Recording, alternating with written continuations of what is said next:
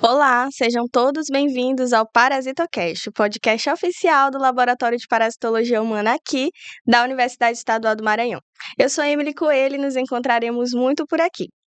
Hoje é comemorado o Dia das Doenças Negligenciadas, então nós vamos falar sobre isso e enfatizar bastante sobre a esquistossomose.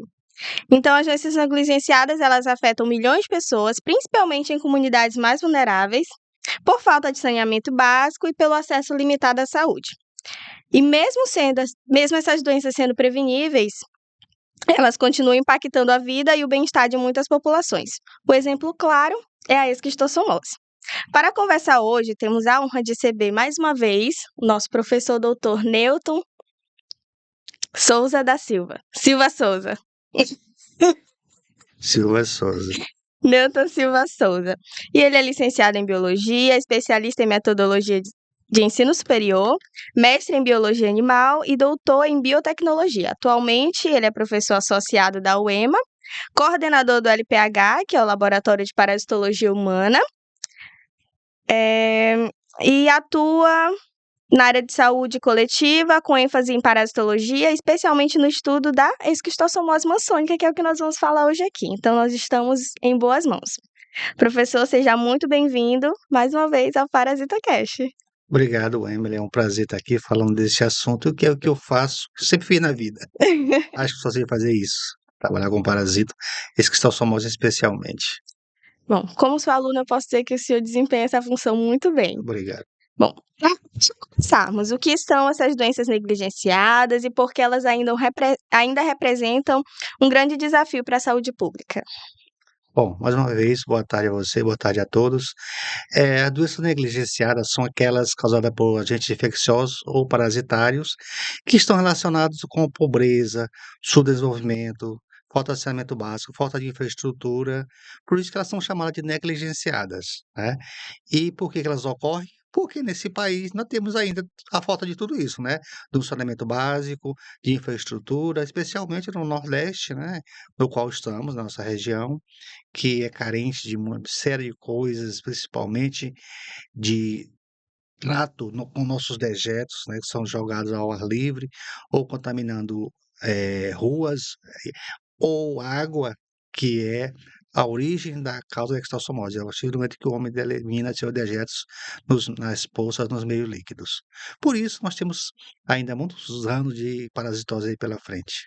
O senhor costuma falar para a gente lá no laboratório que as parasitoses são doenças da pobreza, né? Elas existem porque são doenças de pobres, né? Isso. E não só pobre daquele que não tem uma conta bancária recheada, mas pobre de educação, pobre de saneamento, pobre de infraestrutura, né?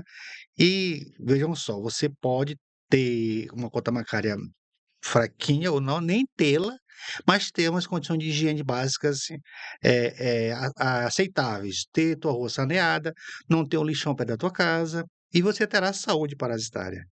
Você não será afetado pelas parasitoses, mas mesmo que você tenha uma conta recheada e você morar num bairro que não é saneado, que não tem água tratada, que tem um lixão à beira da tua porta, você terá doenças parasitárias. Enfim, eu falo pobreza, pobreza é principalmente de educação e saneamento básico. Sim. Bom, eu iria perguntar para o senhor por que que a esquistossomose é considerada uma doença negligenciada, mas a gente já, através da sua fala, imagina que é porque ela abrange todos esses pré-requisitos. Mas gostaria de enfatizar, pode Com ser? certeza.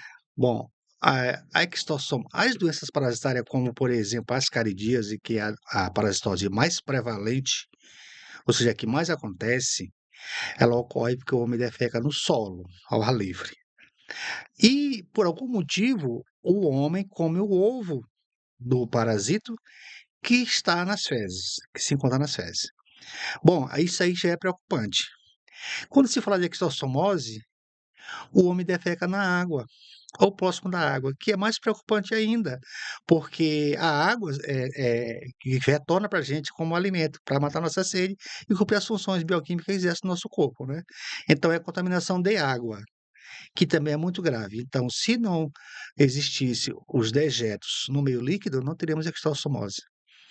tá. Então não é que ele pode não defecar diretamente na água, ele pode defecar próximo da água, a chuva arrasta as fezes para a água, ou em um saco plástico e joga na água, enfim, tem que ter contato com a água, Com por a isso que é uma doença chamada de veiculação hídrica.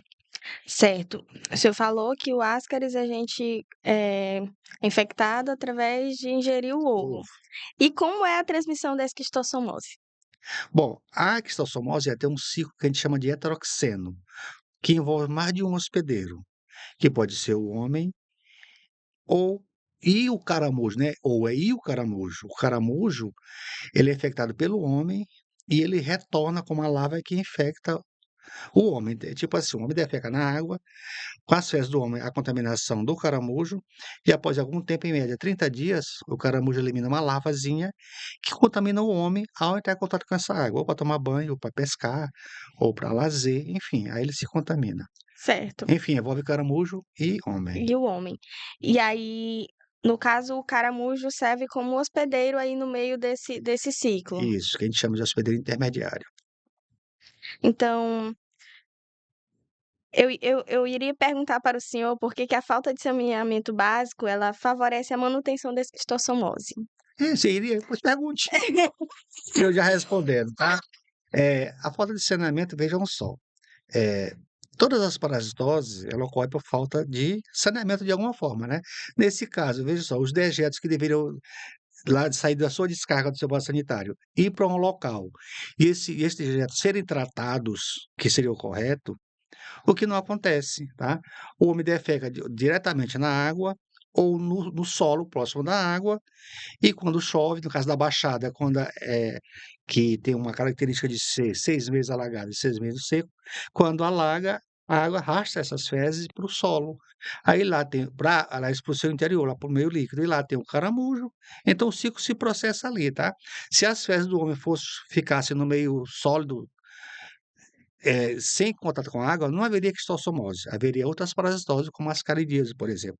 Mas quistossomose não, porque o embrião só infecta o caramujo no meio líquido.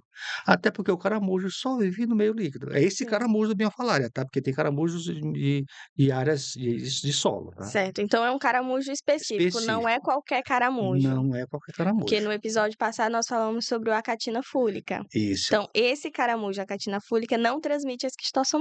É importante, mas não transmite a quistossomose, Sim, tá?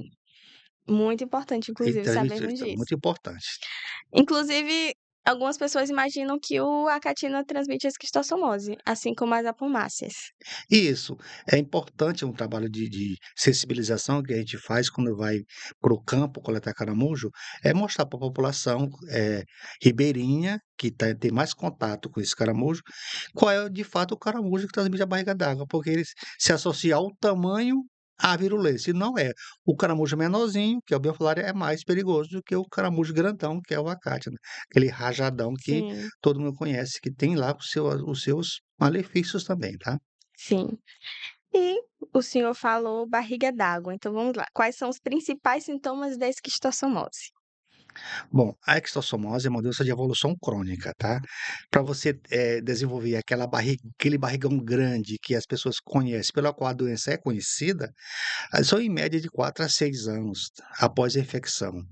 Então, você passa por uma fase aguda inicialmente, após a infecção, você sente dermatite, que é o local onde a larva penetra, você sente náusea, você pode sentir febres leves, assim, intermitente, todo dia uma febrezinha, que você toma um chazinho que passa, você pode apresentar fezes sanguinolentas, sintomas que você geralmente atribui a outras causas, né? E aí, às vezes, você passa um tempo, às vezes você sente nada absoluto, nada. Depois de 4 a 6 anos, você começa a desenvolver a barriga grande, barriga d'água, que acontece pelo acúmulo de líquido nessa região que eu chamo de peritônio, né. Então, aquele líquido vai se acumulando e vai pressionando os órgãos internos, e o cidadão tem uma série de problemas. Isso ocorre em média 4 a 6 anos, dependendo do sistema imunológico de cada hospedeiro. Mas quando o paciente chega nessa fase crônica, o índice de mortalidade é muito elevado. Sem falar que a qualidade de vida é perdida totalmente, né, porque o cidadão com aquele quadro de barriga d'água, que a gente chama de hepatosplenomegalia, é um indivíduo que perde a qualidade de vida nas suas atividades, né, trabalho, perde o país perde muito com a produtividade em zonas endêmicas, porque esses pacientes não trabalham, não conseguem render por aquela condição, tá. E geralmente eles evoluem para óbito quando chega aquela situação. Mas você veja, Emily, que são 4 a 6 anos. Então, se o cidadão, nesse período, fizer um exame simples de fezes, ele consegue detectar, diagnosticar que está com a parasitose.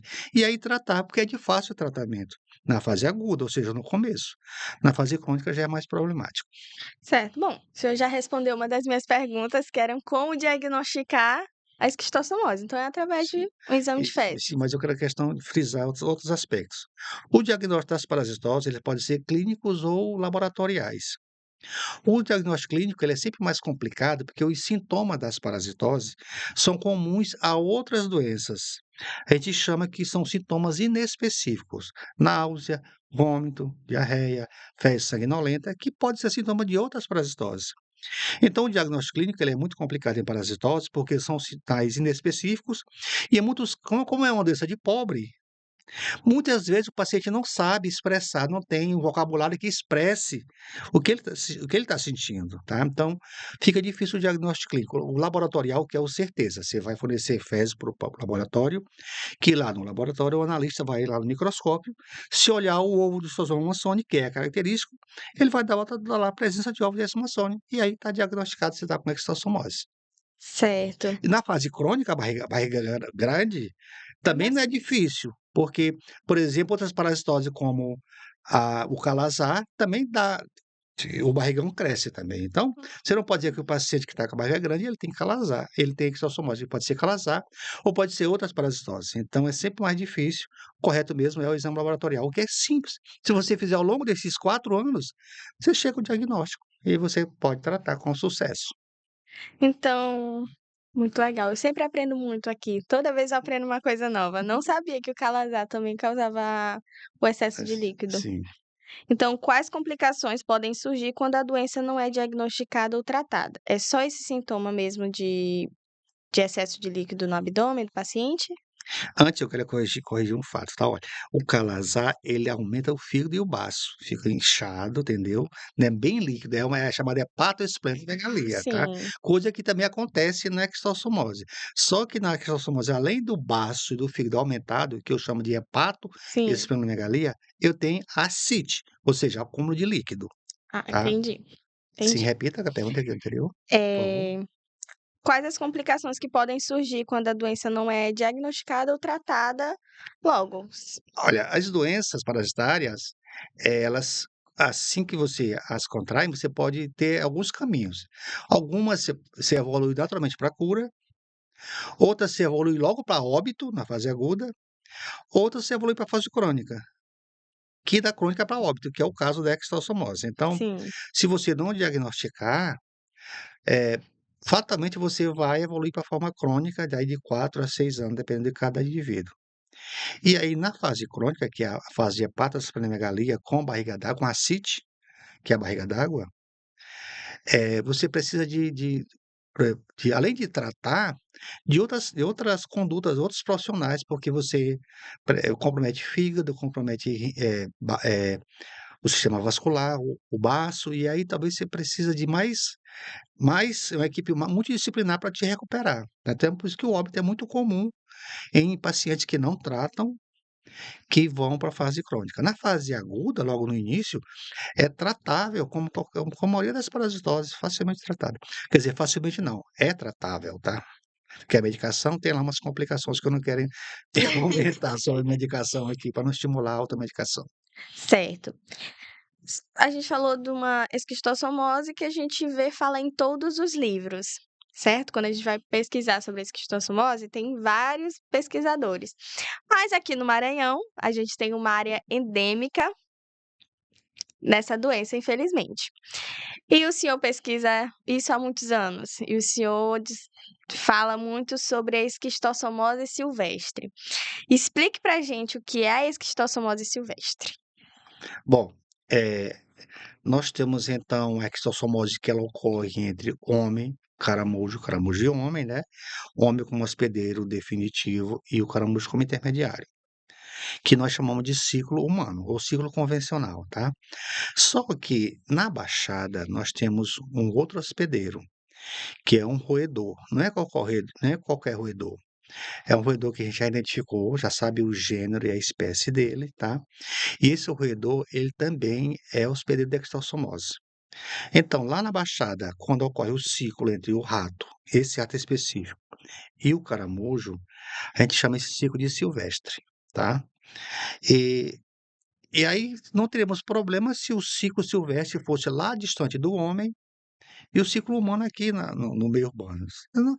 Mas não acontece assim, porque quando o homem vai pescar, vai estar lá no rio, ele pode se contaminar com uma larva que veio de um caramujo infectado por fezes de rato.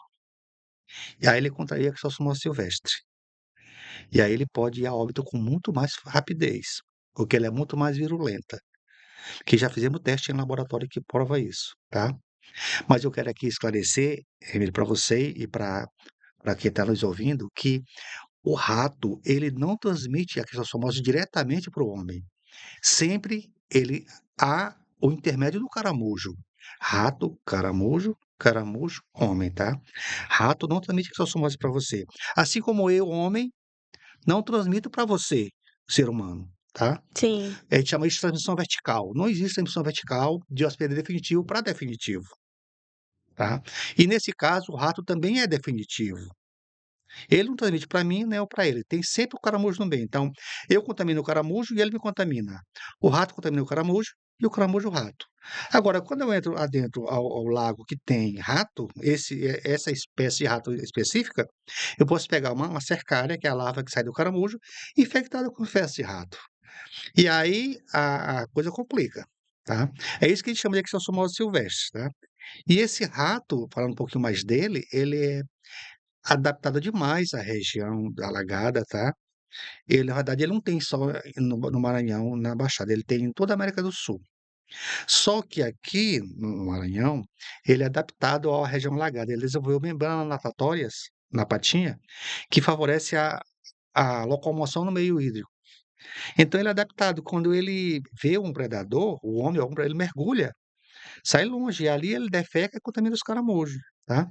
Então, isso tem causado grandes problemas para a população e merece ser estudado com mais pelos pesquisadores, do Maranhão, do Nordeste e do país inteiro, porque a gente pode estar tendo nossos conterrâneos maranhenses morrendo mais do que o resto do país com a exossomose por essa exossomose silvestre, essa variante, tá? Que não é estudada pela população como um todo, não despertou ainda o interesse científico, né, da comunidade nacional, dos pesquisadores como um todo, e a gente vem tendo esse problema por aqui, tá?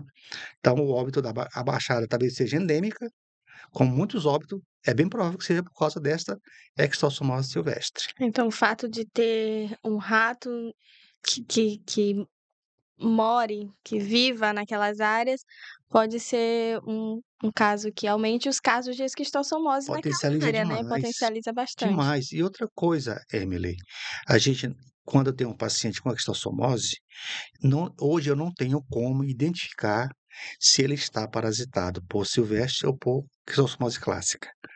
Os meios tradicionais, o exame, o EPF, que é o exame patológico de fezes, ele não permite que eu identifique se aquele ovo que eu estou vendo no microscópio veio de um caramujo infectado por rato ou não. Ao microscópio óptico é igual.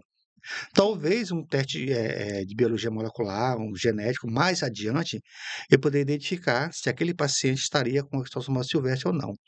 Mas hoje não é possível. Isso é importante. Por isso que é importante investir em pesquisa, né, nessa variante de extossomose. Porque se você chega ao hospital com extossomose silvestre, você merece um atendimento preferencial. Porque você corre mais risco de morrer. Porque ele é mais virulento em você do que a outra clássica. Isso eu já demonstrei em laboratório. Sim. Infectei ratos com silvestre e com humana, e os sintomas com silvestre são muito mais virulentos, muito mais intensos. O animal sofre muito mais. Então, na esquistossomose silvestre, o rato assume papel de hospedeiro definitivo, Assume o papel do homem. no papel do homem, certo? Então, no caso da Baixada da Maranhense, nós temos 2 problemas: o fato da falta de saneamento básico, né, e o fato de termos 2 hospedeiros definitivos numa mesma área, Sim, que é o rato e o ser humano. isso. Temos 2 ciclos no mesmo ambiente, É, sendo um muito mais virulento do que o outro. O ciclo humano que a gente se que ocorre entre homem e caramujo já é bastante, já debilita bastante. E imagina então os 2 ciclos ocorrendo na mesma região. é.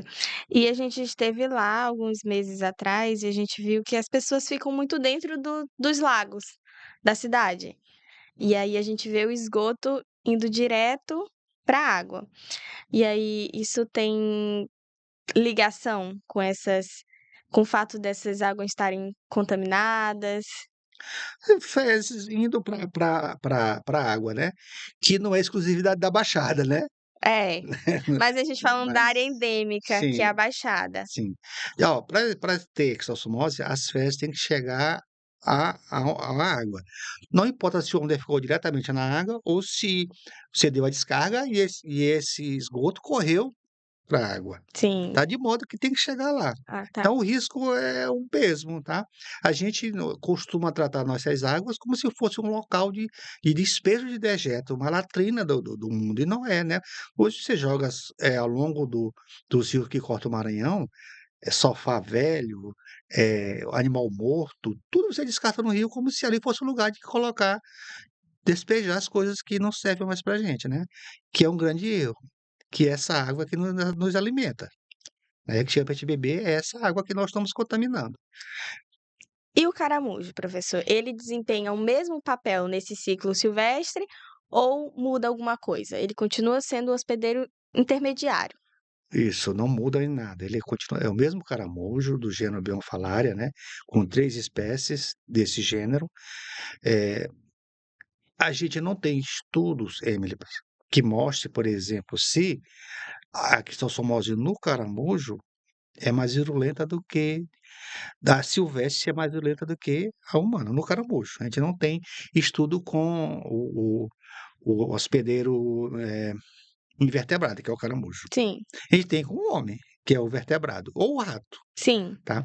Mas, assim, em termos da dinâmica do ciclo biológico, não muda nada. Ele é o mesmo caramujo, é o mesmo hospedeiro, tá, muda apenas o definitivo, que pode ser o homem ou o rato. Então a gente hoje já tem, no nossos artigos mais específicos sobre a quistossomose, um ciclo silvestre e um ciclo humano. Qual o ciclo silvestre? É aquele que envolve caramujo, rato, rato e caramujo, e o ciclo humano é aquele que envolve caramujo, homem, homem e caramujo. Certo. E essas diferenças que o senhor citou, de ter o rato, elas podem influenciar diretamente a transmissão ou a gravidade da doença nos humanos, né? O senhor falou que é muito mais virulento. E aí, os sintomas nos seres humanos são diferentes? São outros sintomas? Como que é isso?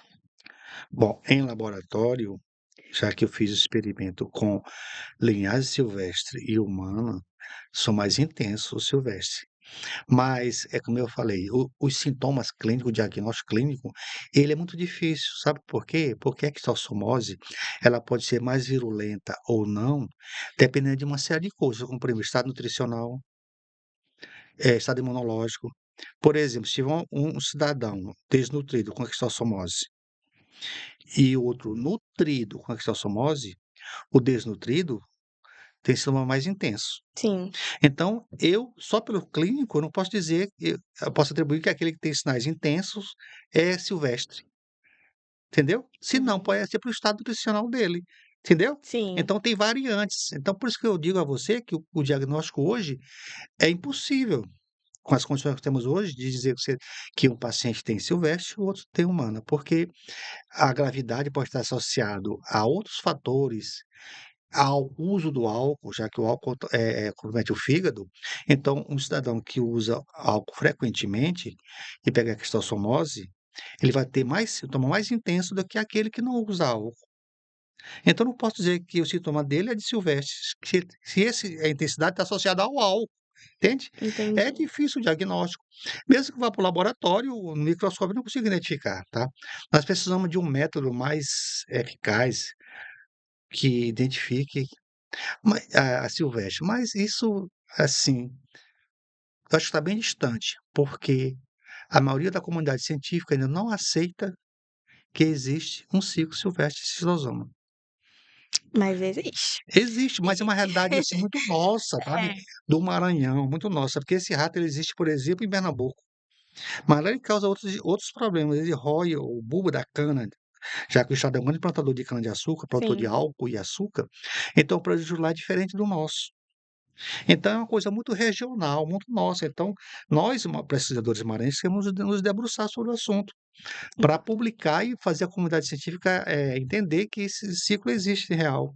Se você pegar a literatura hoje, os livros publicados, se dedicam a 2, 3 linhas a hospedeiros alternativos, nem sequer citam o nome do rato, sim, entendeu. isso é Então a gente verdade. precisa estudar muito, publicar muito para a gente poder depois, ter um diagnóstico diferenciado, depois ter uma medicação diferenciada, porque se o cidadão está com Silvestre ou outra humana, esse com Silvestre tem que ser atendido primeiro e tem que ter uma medicação diferenciada, porque ele sente mais sintomas, ele pode ir a óbito mais rapidamente, entende? Entendi. É, coisas que a gente tem que fazer, né, como estudante ainda que não é publicar bastante. Tem muita coisa para estudar, queimar muita pestana ainda É, sobre o assunto. ainda. E as estratégias de controles atuais, o senhor acha que elas são eficazes para os 2 tipos de ciclo, ou são eficazes só para um, ou não é eficaz, ou nós não temos estratégia nenhuma para combater essa doença? Eu creio que a estratégia é bem conhecida, é o saneamento básico. Veja só, a origem de todas as doenças parasitárias está no trato com nossos dejetos, entende?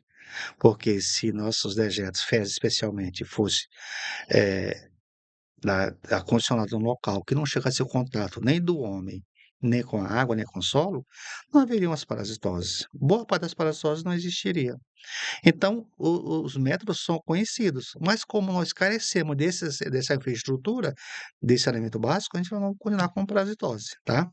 E com relação à silvestre, eu vejo mais complicação ainda, sabe por quê? Porque a população de ratos, desse tipo de rato na Baixada, ela é muito grande. Eu não posso exterminar os ratos. Ele tem uma importância na cadeia biológica, entendeu? O que É, que eu vou fazer então, né? Rato se reproduz que nem rato, né, altamente fértil. Para você ter uma ideia, já trabalhou com esses ratos, né, ele já fez muito trabalho com eles. Eles têm uma gestação de 21 dias, em média 11 filhotes por ninhada. A fêmea pare com 21 dias, no dia seguinte que ela pariu, ela emprenha novamente, ela dá de mamar, prenha, aí 21 dia pare mais 11. Isso num período de 5 anos. Você imagina quantos filhotes uma fêmea não põe na natureza é. em 5 anos, tá. Então é uma progressão geométrica a quantidade de ratos, né. Então e esses ratos em contato com esse ambiente, assim, né, a gente não fica meio preocupado, entende. A gente não pode sair exterminando os ratos, porque ele tem importância biológica. E o que nós vamos fazer? A saída está na atitude do homem em não deixar esses dejetos chegarem ao meio hídrico. O meio E aí os ratos podem ficar lá tranquilo, ninguém mexe no rato. eles não mexem com a gente. Uma coisa interessante que o senhor falou é que é uma doença de meio hídrico. Podemos encontrar essas larvas que podem infectar o homem na água salgada ou não? Não, ainda não, Ainda não. não. Por que que eu falo ainda não? Porque, no na água salgada, água do mar, por exemplo, Sim. a gente não tem extossomose, porque a extossomose ocorre em água que não tem a turbidez, que não tem a onda, Hum. porque o caramujo não se fixa em águas que tem a turbidez. Então ela precisa ser água doce e água parada. Isso, Ah, água certo. Bom parada. esclarecer isso, para ninguém ficar com medo aí de ir até Pois é, na praia. ainda não. Mas eu já encontrei caramujo na laguna da Jance. O bionfalária? É. E escute só, a laguna da Jance, que é na lagoa, é uma laguna, né, ela tem uma água ali com uma salinidade um pouco maior do que a água doce Sim. e menor do que a água do mar, entendeu. Então, isso mostra que esse caramujo está se adaptando. Mas sinceramente eu creio que nós não teremos extossomose de água do mar, graças a Deus. Não Ai, vejo porque a gente vive rodeado, né, aqui em São Luís, é. a gente é literalmente uma ilha, então E sem contar que os dejetos, aquela tradicional língua negra, né, exatamente. levando dejetos para o mar, né, mas eu não creio que seja possível. Seria muito complicado se a gente Seria. tivesse. Já temos bastante problemas. Já temos muitos problemas. Então, falamos de ciclo, falamos de sintomas e medidas profiláticas. No primeiro vídeo nós falamos de lavar as mãos, eh, lavar bem os alimentos e medidas profiláticas específicas para esquistossomose. A gente pode citar só o saneamento básico ou existem algumas outras medidas alternativas que a gente pode adotar? Olha, é conveniente que você não se exponha a águas paradas em regiões endêmicas, tá. Eh, o solzão rachando lá na baixada, aquele calor imenso, aquela água lá convidativa, tá. É bom não se expor, tá, porque a gente não sabe, as lavas são microscópicas, a gente não sabe o que tem ali, né. Então é importante a gente não se expor a esse contato direto, e, a gente tem em laboratório uma solução que, ao sentir contato da pele, aquela coceirinha, que é o edema com hiperemia, ou seja, coça, o local da penetração da lava, que indica se você se contaminou. No laboratório, a gente tem uma soluçãozinha de álcool iodado que não, a gente não disponibiliza para o público em geral, entendeu? No laboratório a gente tem isso. Mas eu já fiz um trabalho no laboratório que eu testei extrato da folha do piqui e ela comprovadamente mata a lava. Hum, Então, a minha ideia, que não vingou até agora, é que fazia um extratozinho, né, colocar uma essência de limão, de laranja, agregar valor sim. e disponibilizar para os povoados, as colônias de pescadores, para ao sair para pescar, sentir uma coceirinha na pele e dar uma borrifadinha lá, tá. É lógico, né, que eu quero vender, né, e ficar rico, né, que pesquisador tem esse esse mito de que pesquisador tem que ser É, pobre o tempo a vida a inteira, né. gente tem que trabalhar com a pesquisa, mas a gente precisa. Mas eu digo que isso não aconteceu ainda, tá, mas eu vou continuar pobre, pesquisando. Ai, senhor, não queria nem rir, professor. Mas o extrato está pronto, Tá, ah, está pronto. importante. Mas eu fiz, é lógico, em laboratório uma pequena quantidade, mas poderia ser uma ideia em escala industrial, né, agora falando sério, uma escala industrial e um laboratório, um órgão governamental fornecer esse extrato num sprayzinho Sim. para as colônias de pescadores dos municípios, né.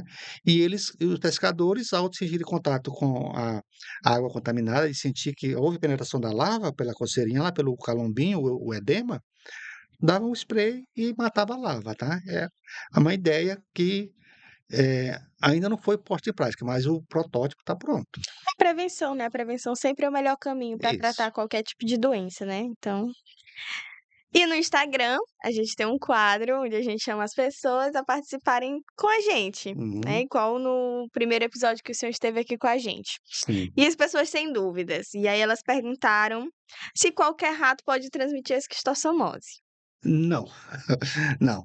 Infelizmente a gente não tem, a imagem do rato, tá. Depois você pode disponibilizar, Emily, não sei como, nos Certo. nossos meios de comu De de redes de comunicação. comunicação, mas é o seguinte, não é o rato de telhado, que é o ratos, não é o rato de esgoto, que é a ratazana, que é o rato norvégicos, não, é um rato específico do gênero Holoquilus, tá. Nós inclusive já determinamos, já descobrimos a espécie dele, tá. É o gênero Holoquila, a espécie Cireus, que tem em Hum. toda a América do Sul, como eu falei, tá. É um rato pardo, eh, da cauda longa, cauda pilosa, tá. É um rato específico da Baixada, ele não é um rato, desses ratos convencionais as larvas podem até penetrar nesse rato de telhado, que não está no telhado, não vai para o meio hídrico, mas a ratazana sim, ela pode ir para o meio líquido, então ela oferecia risco, mas ela não é hospedeira da parasitose. Certo. E a esquistossomose tem cura? Tem. Na fase inicial, tem. Até na fase crônica, mas eu diria que na fase crônica a cura é mais, não é 100%. O cidadão ele ele corre o risco de óbito, Entendi. enquanto que na fase aguda é 100% tratável como a outras parasitoses. Então, mesmo que esse paciente esteja com um sintoma mais comum que a barriga d'água, ele ainda pode ter Pode cura. pode ter cura sim, sim, sim. Não é uma doença letal 100% na fase crônica, não.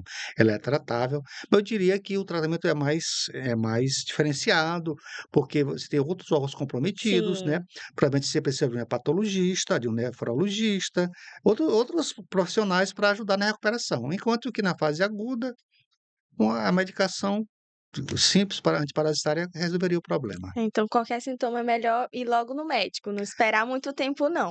Qualquer sintoma não. Antes de sentir os sintomas, o correto é você regularmente fazer uma série de exames de check-up, dentre eles o EPF, que é o exame para as de fezes, antes de você sentir qualquer coisa, tá? E diagnosticar. Sentiu, já tá é tarde, entende? Já foi tarde. Mas a gente vê cada vez menos os médicos pedindo exame de fezes. E aí, a gente pede para o médico? Sim, você quando você vai fazer uma consulta ao médico ou ao profissional que está lá, você indo sadio, sem estar sentindo nada, você tem autonomia para ficar esperando, para ficar numa fila, diferente se você está doente, né.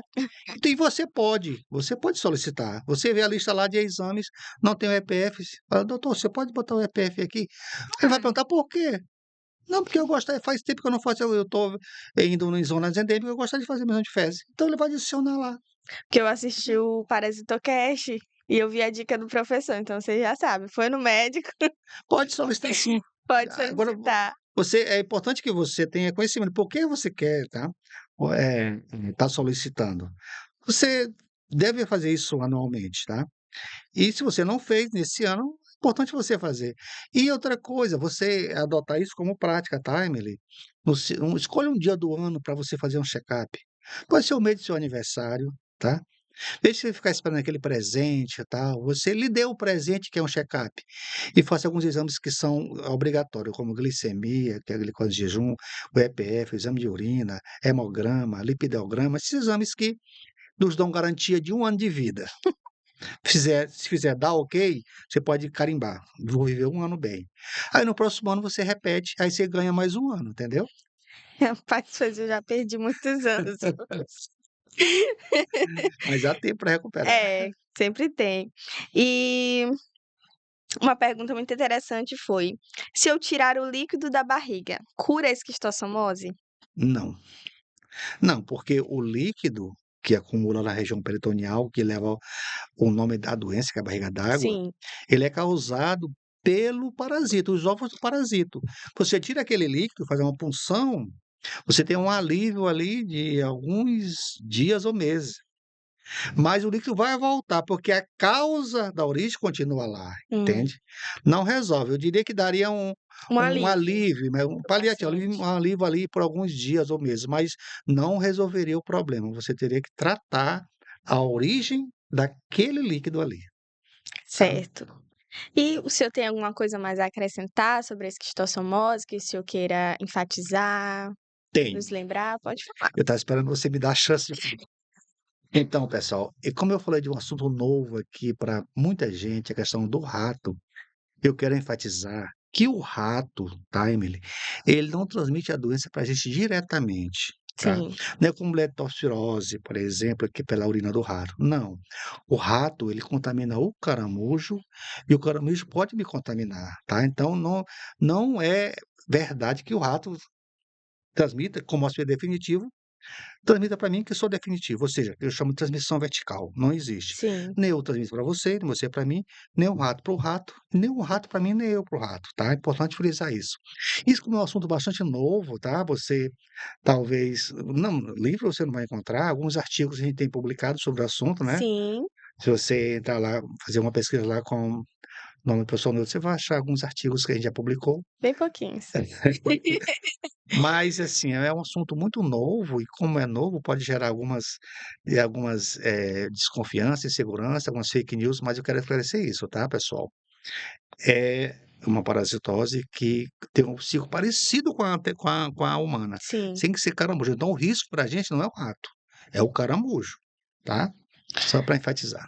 Então, se vocês tiverem alguma dúvida, vocês podem estarem mandando nas nossas redes sociais, que aí a gente vai responder bonitinho, gravar com o nosso garoto propaganda do nosso laboratório, que ele está sempre aparecendo.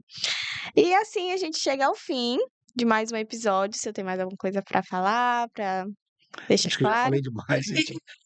Acho que já estão quase mandando a gente parar de falar ali no estúdio. Não, tá ótimo. E assim a gente chega ao fim, né, desse episódio maravilhoso. E eu quero agradecer mais uma vez ao professor Newton por ter disponibilizado um pouquinho do seu tempo, que a gente sabe que nesse fim de período é Tá bom, não. muito complicado, é uma loucura, né? Mas assim, é um prazer que eu tenho de falar de doenças parasitárias, eu acho que expressa no meu rosto, né. Eu gosto de falar, é o que eu faço, é o que eu sei fazer, é o que eu gosto de falar, e principalmente a importância que isso tem para a população, né. Você vê quando você viaja para a área endêmica, Emily, você sente, assim, as pessoas onde os caramujos estão inseridos e os ratos, que a maioria das pessoas não tem a menor noção do risco que correm, do perigo que é, né, das crianças brincando ali na rua, nos córregos onde tem caramujo, né, nos quintais onde tem ratos, e a falta de esclarecimento. E nós, da universidade, que temos o conhecimento da coisa, temos a obrigação, eu como professor, você como aluno, de levar essa informação para a população. Sim, Que o motivo da pesquisa, da ciência, é para trazer um bem-estar para a população, para as pessoas. A gente não faz ciência por fazer, tá? Ela tem um objetivo, que é melhorar as condições de vida da população, tá? Então, a gente sente essa vontade de falar, quando está presente, orientar: "Isso aqui é o caramujo, você tem cuidado com isso, isso". Então, é sempre um prazer estar aqui, estarei disponível para falar e para praticar lá no laboratório, enfim, como a gente faz isso há muito tempo já. certo. Muito obrigada, professor.